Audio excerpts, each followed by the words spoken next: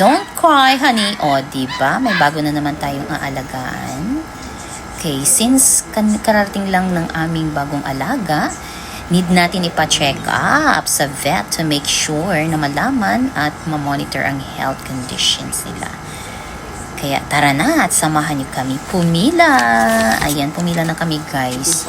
So while waiting for our one-on-one check up with the doctor, need mo na i-cut ang mga nails nila dahil sobrang haba na.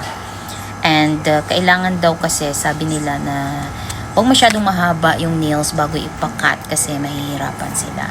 Alright, tapos na yung isa. Next naman siya guys. Alright, actually isa lang yung para sa amin dyan. Kasi yung isa naman sa brother namin. Pinapili lang kami kung saan dyan yung sa amin. So, pinili namin yung male. Yun ang nagustuhan namin. So, ayan guys, chine-check muna buong katawan, yung ears niya. Di ko alam kung ano yung criteria ng vet doc dyan.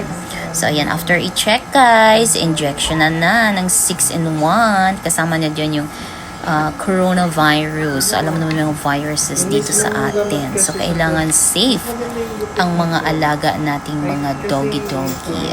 Right? So, ayan guys. So, mabait ang doctor dyan guys dahil talagang check up niya lahat.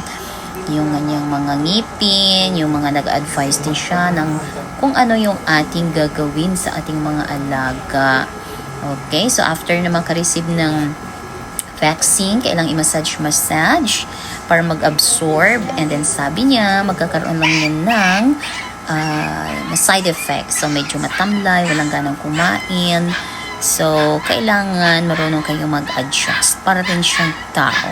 Anyway, animal, pero syempre kung nakaramdam kayo ng sakit, ganun din siguro sila. So ito guys, yung isa naming alaga, ayan, talagang nasaktan siguro.